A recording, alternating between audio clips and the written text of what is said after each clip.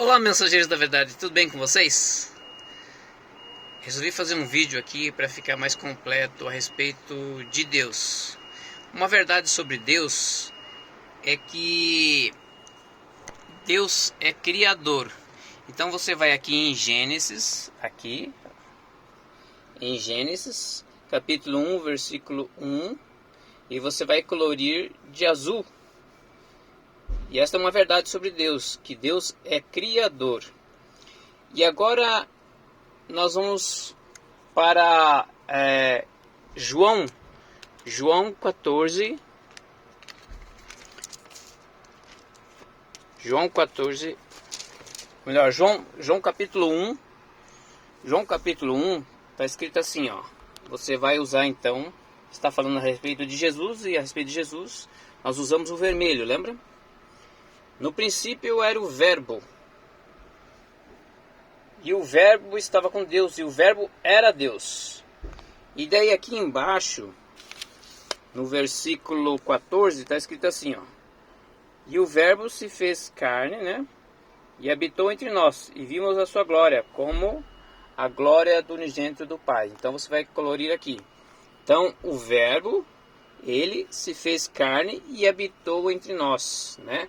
Então o Verbo era Deus aqui, ó. E o Verbo era Deus.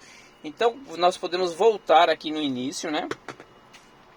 Voltar aqui no início do primeiro capítulo de Gênesis, né? E como está escrito assim, no princípio criou Deus os céus e a terra, então nós vamos colorir aqui em volta aqui, ó, como eu fiz assim, ó, com o vermelho, porque Jesus também é criador. Para não colocar Jesus, Espírito Santo de Deus, foi colocado no princípio que criou Deus os céus e a terra. E Jesus, como ele é Deus, ele criou os céus e a terra. E também vamos aqui para Atos.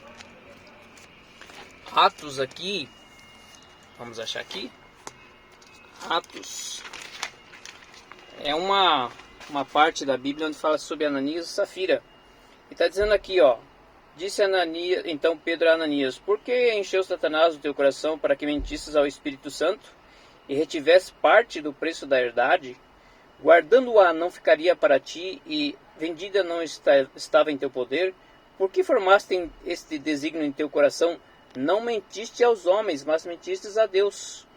Então, ó, quem está falando aqui, de quem está falando? Está falando do Espírito Santo. Então o Espírito Santo é Deus. E como o Espírito Santo é Deus, quando nós voltamos aqui novamente, né, para o primeiro versículo então do capítulo 1 de Gênesis, nós podemos também colorir com o laranja aqui em volta, né, ó. Como eu fiz, vocês usarão três cores então: o vermelho, né, o laranja e o principal aqui, que é o azul, né, para Deus, né. Então